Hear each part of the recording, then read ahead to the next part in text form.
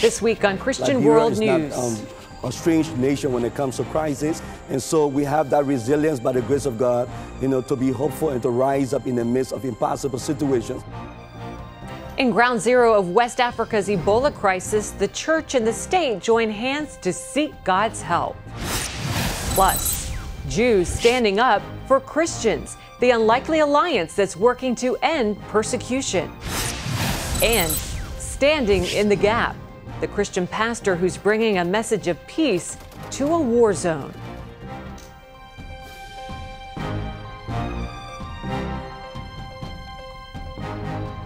And welcome everyone to this edition of Christian World News. I'm Wendy Griffith. George Thomas is on assignment. The president and vice president of Liberia are calling people to pray for their nation as it continues to fight the killer virus. Both leaders sat down with CBN's George Thomas for exclusive interviews. Here's his report from Monrovia. News that the Ebola death toll past 4,000 was on the minds of many Liberians who are meeting regularly to pray for their country. What this crisis has done, though, is drive so many people to places of worship. Churches every Sunday are jam-packed. One such church experiencing unprecedented attendance is Bethel Cathedral of Hope. Liberia is not a strange nation when it comes to crisis, and so we have that resilience by the grace of God, to be hopeful and to rise up in the midst of impossible situations. Liberia's President Ellen Johnson Sirleaf, a committed Christian, told CBN News in this exclusive interview that it is vital churches play a calming role in the midst of a national calamity. When you meet circumstances that you don't understand and that you don't control, that you can turn somewhere. And where do you turn? You have to turn to your faith. You have to turn to God. And that's a Liberian experience that's deep-rooted. A few weeks after the Ebola crisis erupted, Liberia's vice president helped launch weekly prayer meetings, encouraging Christians to take hold of God. He told CBN News in this exclusive interview how he's praying for his country. And my prayer is that God will help us overcome this in the shortest time possible and console those that are bereaved, and also help us to understand our current predicament and work as a nation. A nation putting all its natural and spiritual resources together to defeat a deadly enemy. George Thomas, CBN News, Monrovia, Liberia. Thank you, George. And we here at Christian World News encourage you to pray for the people of West Africa. And you can post your prayers and pray along with others on our CWN Facebook page. Well, clashes between police and protesters in Hong Kong intensified this week. Police are using pepper spray and batons on the demonstrators as they tore down barricades. While some encampments were eliminated, student-led demonstrations continued. Most of the protest leaders are Christians, but the president of the Chinese Methodist Churches says instead of taking sides, the church is providing spiritual guidance to the people. Hong Kong people, they use a lot of time to earn money. But now the young people learn a lesson. They are not just asking for true universal suffrage, but also I think they are practicing the true and good values: peace, love, justice. I guess as long as we can remain peaceful, as long as our motivation is because our love to the community, God will bless us. God will bless Hong Kong. Police are getting more aggressive with the pro-democracy protesters, but Hong Kong's leader now says he's willing to meet with them. 18-year-old Joshua Wong has ignited the wave of civil disobedience in Hong Kong. His pro-democracy efforts have made him one of Time magazine's 25 most influential teens of 2014. CBN Asia correspondent Lucille Toulousan recently sat down with the amazing student leader for a rare, exclusive interview. It was in 2012 when Joshua Wong first became a household name. At 15, he founded a student movement that overturned a pro-communist school curriculum in Hong Kong. He is now in his first year of college, taking up politics and public administration. His passionate speeches have energized Hong Kong crowds at pro-democracy rallies. CBN News caught up with him during one of his idle moments for a rare exclusive interview. Joshua, what triggered you to do what you are doing now, fighting for democracy? I think the reason for me to involve in the movement and even organize the civil disobedience is just because I believe that students can choose and decide the future of Hong Kong. The last time students stood up to the Chinese government in Beijing, many were killed at Tiananmen Square. That was in June 1989. And 25 years later. Aren't you afraid for your life? I think under the independence of law and the freedom of press, it's still safe for me to involve in the movement. Unlike in mainland China, someone may be kept on the jail for 10 or 20 years. We asked Wong if he had any political ambitions. Not really. I don't have really special idea on it. I just hope to achieve the goal of fighting for the true universal suffrage in Hong Kong. How do you want all of this to end? Whether we can stop the movement just depends on the attitude and the response of the government official. You're a Christian, and what do you think is God's purpose for you? Different people, they may have different talents on the spiritual aspect. Someone may be preach the gospel, sing inspiration. I think some of the Christians should change the mindset of the general public on Christian, rather than just keep to serve inside of the church. Christians should serve and to show the spirit of the Christian outside of the church. Just moments before our interview, we found Wong eating cake, celebrating his 18th birthday with friends. What is your birthday wish? Finish this movement and give more time for me to meet my parents. My parents support me and they will give me enough of space to choose what I want to do. Leading students in a pro-democracy movement is tiring and time-consuming. Wong's praying it will end soon so he can get back to a more normal life. I just hope after this movement I can put more time on my study and the university. I would just hope to get more time to have a rest or sleep. More time with my parents. Yeah, and my girlfriend. But for now, this young Hong Kong Christian knows he has a call on his life, leading his generation in peaceful protests and forward to a more prosperous future. I believe that during the whole of the movement, God will keep to walk with me. Lucille Talusan, CBN News, Hong Kong. Coming up. What's happened to the Christians? They're being massacred and killed. Some like 120,000 were killed last year, and no one says anything. Meet the surprising new ally who's calling on the Jewish community to stand up for persecuted Christians. Hello, I'm Terry Newsom. Did you know there are more than 148 million orphans in the world today? 148 million. But it was 3 little girls that taught me about the plight of orphans. 8 years ago, my husband and I spent nearly a month immersed in the daily activities of a Ukrainian orphanage as we waited to adopt 3 sisters. I saw firsthand the utter loneliness, the pain of rejection, and the overwhelming desire to be loved.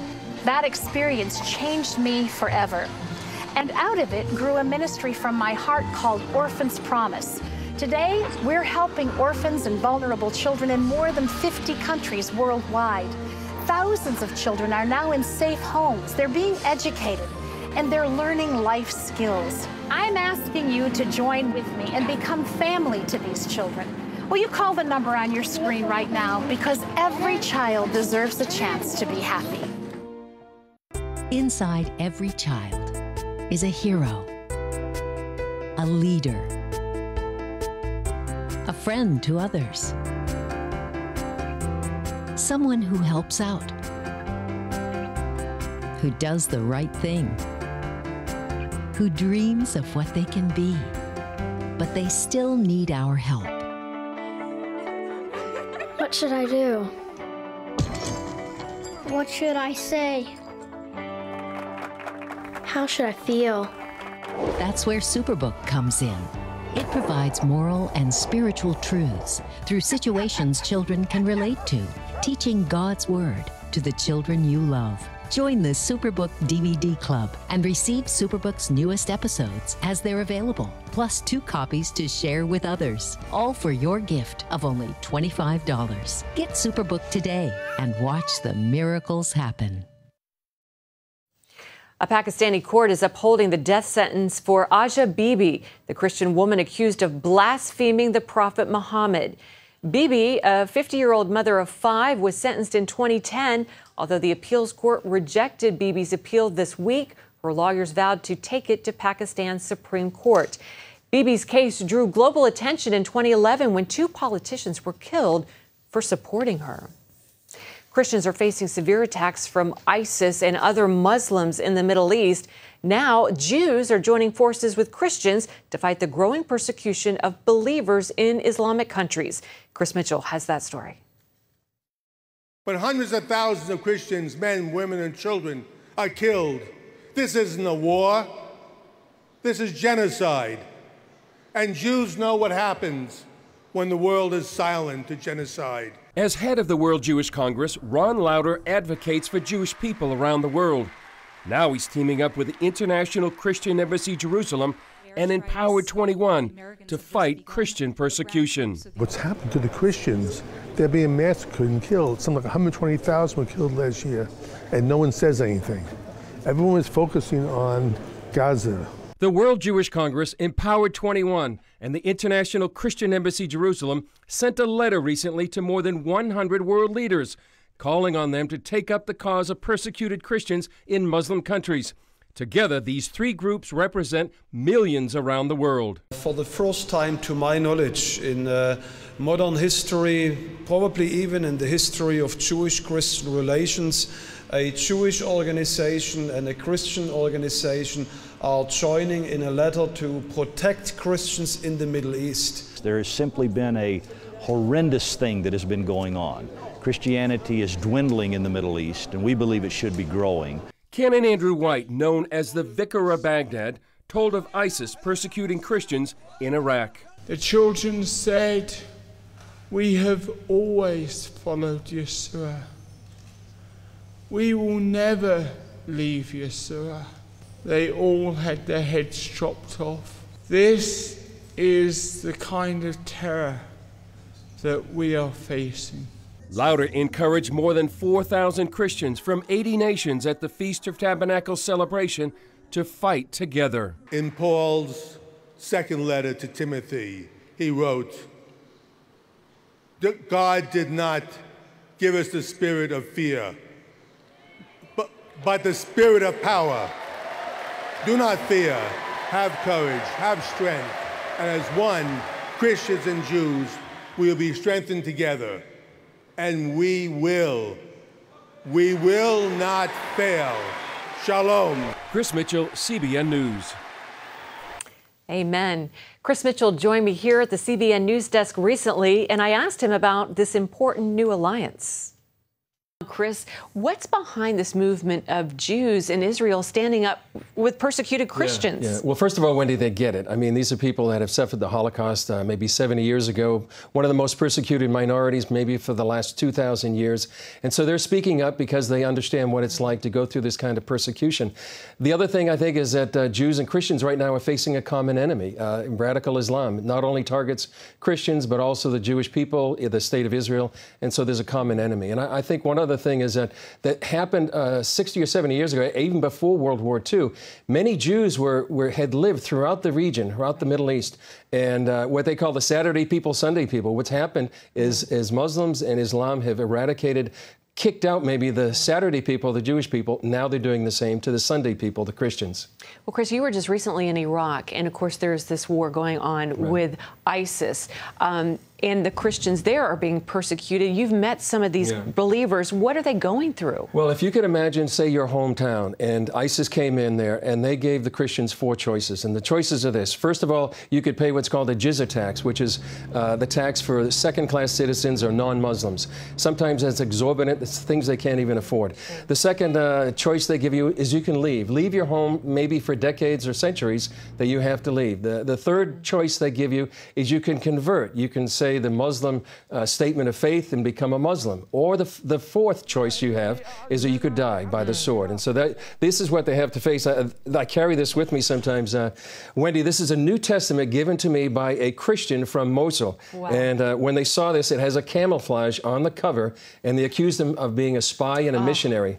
And he gave it to me. I didn't want to accept it, but I accepted it because it seems like such a special gift. It reminds me of what many of the Christians are going through, things that we can only imagine right now, but it's a life and death situation for them. So out of those choices, what are most of the believers in Iraq doing? Well, most are leaving. Thousands have left Mosul, places like Karakush, Bartilla, so they're basically leaving their homes, and many times leaving with nothing. They've lost their homes, many times their cars. We talked to a lady who actually, they took her dentures out at the checkpoint when they left. And so they have no identity sometimes, no passports, and very little future to look forward to. They're just monsters. I mean, who can even imagine that, taking someone's dentures? Who's helping them, Chris? Well, people like Operation Blessing are beginning to help them. Other places like Samaritan's Purse, other ministries, organizations. The Kurdish government is doing what they can, but they're asking for help from the international community to help the thousands, hundreds of thousands of refugees, maybe more than 1 million that have come into the Kurdish part of Israel. I talked to a Kurdish official just the other day, and he said equivalent to the United States, it would be like 50 million people moving into the United States. You know, the Kurdish government's not really designed to this, but there are Christian and humanitarian organizations that are helping them, and they need all the help they can get right now. Well, how can we be praying for this entire situation? It seems overwhelming, but we know prayer works. I would think pray for the help that the Christians and all these other minorities like the Yazidis need, specifically before winter. So they're going to need blankets, they're going to need food and water and shelter, and pray that they are able to go either back to their hometowns, which seems unlikely right now, or immigrate to other countries where they'll be accepted. All right, Chris, you have been doing a phenomenal job reporting from the front lines and bringing these stories to us. Thanks so much for being with us. Good to see you in the studio. Always good to see Chris. Well, coming up, taking the gospel of peace to a war zone. One missionary's fight to end the bitter battles in Colombia. Hello? Is this thing on? Hey, kids, do you love games? And do you love discovering things? Well, do ya? Then you're gonna love this. It's the new free Superbook Kids Bible app. You can play games, watch videos, find answers to your questions, and a whole lot more. The new Superbook Kids Bible app. Free downloads available on iTunes and Google Play now. CBNnews.com. News you want, when you want, 24/7. Stay current with up-to-the-minute stories. Ephraim Graham, CBN News, New York. I don't have to wait for my news anymore. CBNnews.com at your fingertips all day long. I only watch the stories I want to see. I find the story, I click on it, and boom, I'm there. Embassy in Washington, Eric Stakelbeck, CBN News. The source for your news, CBNnews.com. Hello, I'm Terry Newsom. Did you know there are more than 148 million orphans in the world today? 148 million. But it was 3 little girls that taught me about the plight of orphans. 8 years ago, my husband and I spent nearly a month immersed in the daily activities of a Ukrainian orphanage as we waited to adopt 3 sisters. I saw firsthand the utter loneliness, the pain of rejection, and the overwhelming desire to be loved. That experience changed me forever. And out of it grew a ministry from my heart called Orphans Promise. Today, we're helping orphans and vulnerable children in more than 50 countries worldwide. Thousands of children are now in safe homes. They're being educated, and they're learning life skills. I'm asking you to join with me and become family to these children. Will you call the number on your screen right now? Because every child deserves a chance to be happy.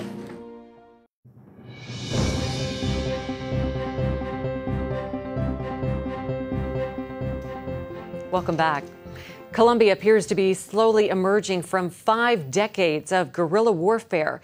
The country's voters recently re-elected its sitting president on his promise to end the violence.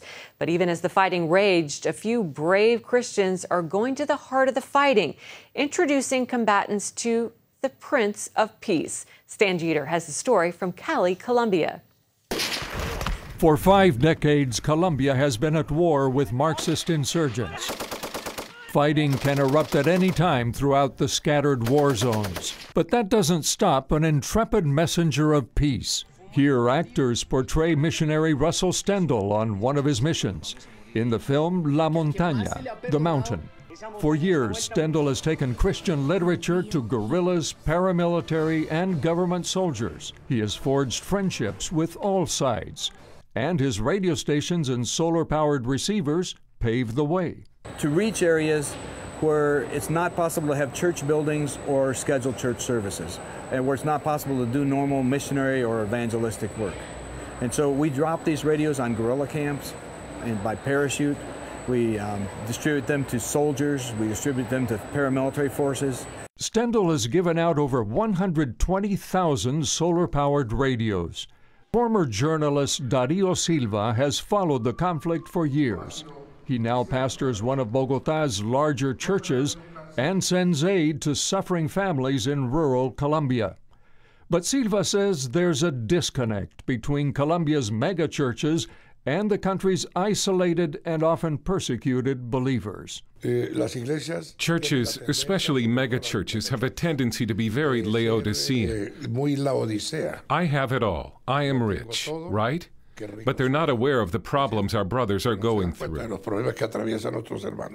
Silva says that hardship and persecution have not kept the gospel from reaching the remotest corners of Colombia. In fact, he remembers a guerrilla leader complaining, "Those Christians are the worst problem we have. Because we arrive at a remote part of the country where there is no electricity, no running water or roads or transportation, or a parish house or any political figure, and there's always some nut with a black book under his arm preaching about Jesus." Here in the mountains and jungles of southwest Colombia, guerrilla fighters are still destroying churches, driving out believers, and killing pastors. Open Doors International says that more pastors have been killed here in Colombia than in any other democratic nation on earth. This area was home to Helmer, a FARC guerrilla commander known as Comandante Jerónimo. When I became a commander in the state of Cauca, I unleashed all that atheism against the people of God, expelling pastors, closing churches, killing evangelicals, because they paid no attention to what we wanted them to do, which was to deny Jesus Christ, to deny God. But after years of persecuting Christians, Helmer realized he had failed. The more I persecute them, the more they grow, get stronger, multiply. Then I said, how is this? If I'm trying to wipe them out, and they grow more, are fruitful, and make a lot of progress, then I start to doubt. Those doubts led Helmer to a personal encounter with the Jesus he was persecuting. Today his weapon is a Bible, and he urges people to follow Christ instead of Karl Marx. Stendhal believes that over 100,000 combatants have become followers of Jesus, and the conflict could be reaching a tipping point. The ones that want to continue with all this violence are having a lot of trouble now because there's enough Christians to really be the salt and the light. What used to be a spiritual black hole, we consider now as at least 10% Christian in most areas.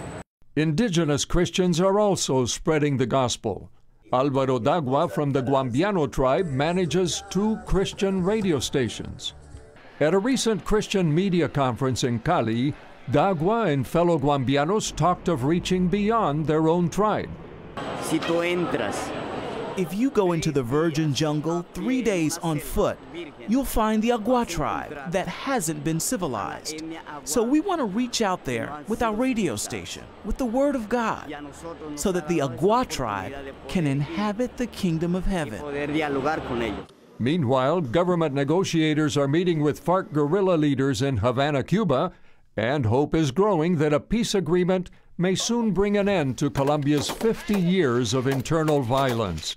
But regardless of the outcome, evangelists, radio, and literature are spreading peace in the nation's conflict zones, one changed life at a time. Stan Jeter, CBN News. Give me that. Bye. Sure, life is busy, but I found a way to make a huge difference in people's lives. I guess you could say I'm changing the world right here from home. I bring medical supplies and doctors to people in need, and dig wells so that villagers can have clean and safe water to drink. I make it possible to preach the gospel in over 100 countries, including right here in America. And when disaster strikes, I'm there, providing food, thank you, and emergency supplies to give people hope again. Every day, CBN and I are making the world a better place. Here you go. My life is hectic, so I joined CBN through Pledge Express. My bank does all the work, and I know that my gift is being used where it's needed most. So become a CBN partner and join Pledge Express, because you can do a world of good right from where you are. Hi, good morning. Are you ready to get started? We all want to live in the favor and anointing of God. We want His wisdom to solve problems and His provision for all we need. The Bible tells us the Lord has put eternity in our hearts. Each of us wants the certainty of heaven, to know our lives have purpose and that we are playing a vital role in accomplishing His plan for all mankind. In Pat and Gordon Robertson's latest DVD teaching, Living Under God's Blessing, you'll discover how to receive wisdom to solve today's problems, the keys to provision for meeting all your needs, and how you can be a part of His plan for the world today. Call now to receive Living Under God's Blessing, featuring the 3-time Emmy-nominated series, Made in Israel. May God bless you, and may you enjoy and live under the blessing of the Lord always. Living Under God's Blessing, available now. The pastor of a Houston megachurch literally sent his congregation packing on a recent Sunday. Pastor Kerry Shook of Woodlands Church cut his message short and asked members to go and pack bags of food for Africans trying to survive the Ebola crisis.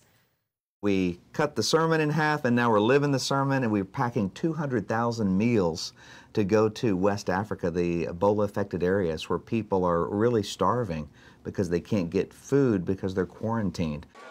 I love that church. I visited there once. Well, people of all ages made their way to the packing station, 70 of them in rooms around the church campus. They packed bags with rice, soy protein, and vitamin-enriched dehydrated vegetables, each bag providing a highly nutritious meal for as many as 6 people. The Woodlands Church is urging all its members to get busy meeting the needs of others. The slogan is everywhere: on-staff T-shirts, banners, and a display of Kerry and Chris Shook's most recent book. The Shooks encourage other pastors around the country to cut their message short on November 16th and do like he did: send their congregations out to help their neighbors or serve needy people a world away. What a great way to put your faith in action. Great lesson for all of us. Well, thanks so much for joining us. From all of us here at Christian World News, until next week, goodbye and God bless you.